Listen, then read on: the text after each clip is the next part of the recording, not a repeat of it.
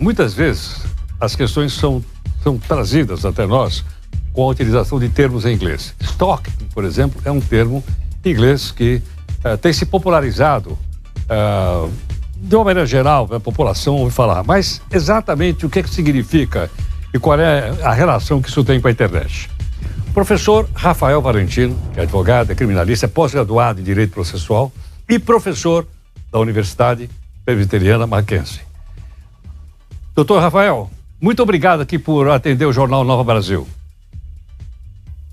Bom dia, Heródoto. Bom dia a todos os ouvintes. Eu só faço um esclarecimento para não haver qualquer tipo de equívoco, mas eu não sou professor da Universidade Presbiteriana Mackenzie. Eu sou pós-graduado e formado pela queridíssima universidade, só para partirmos da mesma premissa aqui.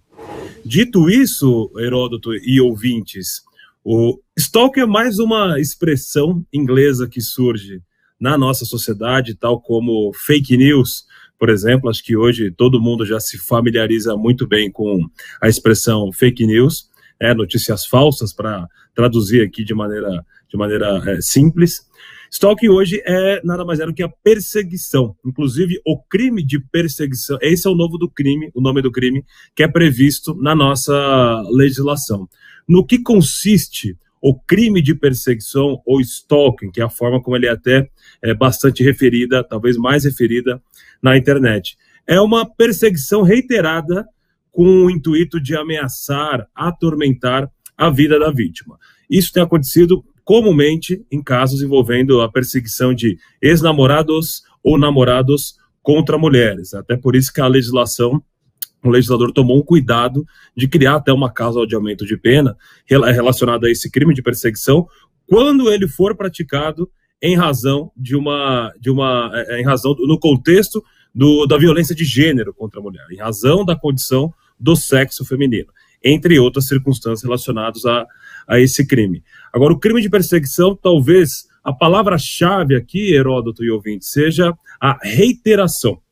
Tá? Então, ou seja, a gente tem que tomar um certo cuidado para não achar que todo incômodo, uma curiosidade que uma pessoa tenha sobre a vida de uma outra pessoa, no caso, a potencial vítima, sobre o que ela faz nas redes sociais, sobre um lugar que ela frequentou e você vê ali, você acaba se deparando com a potencial vítima num local público e você acompanha o que ela está fazendo naquele exato momento, num café, numa sorveteria, num shopping. O incômodo e a curiosidade não se enquadram na questão no crime de perseguição. O crime de perseguição, portanto, ele parte de uma premissa de uma conduta reiterada. Daí porque isso passa a ser, após a provocação da vítima às autoridades, ele passa a ser algo de interesse policial, passa a ser algo de interesse do Estado de ser apurado para a gente ver se é necessário ou não, talvez até fornecer medidas do Estado, ou seja, medidas cautelares para a proteção dessa vítima, para evitar com que esse stalker ou a pessoa que está perseguindo, o perseguidor,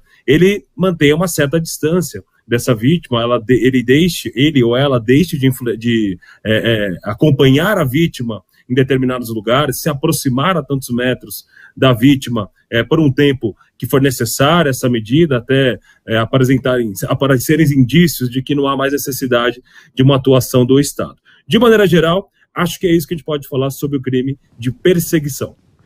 Doutor Rafael, e qual é a pena se porventura o cidadão for condenado por esse crime de perseguição?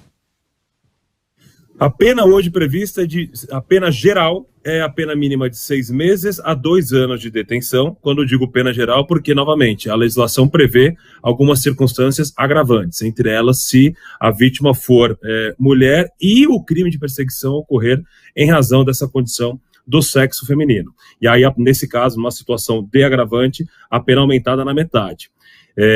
Então, não é uma pena que a gente pode considerar em caráter intermediário, que em termos práticos, se o autor do fato, o autor ou autora do fato for primário, muito provavelmente a pena será uma pena alternativa em eventual condenação criminal, mas é importante destacar que a própria legislação diz que eventual violência e os crimes de perseguição comumente resultam em violência, uma lesão corporal, uma vias de fato, o crime de perseguição não estará absorvido. Então, o agente responderá tanto pelo crime de perseguição, como também por um crime eventual de lesão corporal. Aí, na somatória de eventuais crimes, na somatória dessas eventuais condenações, das penas dessas eventuais condenações, começa a se criar um cenário de possibilidade real de uma pena de prisão, não mais apenas, aspas, penas alternativas. Lara Vital.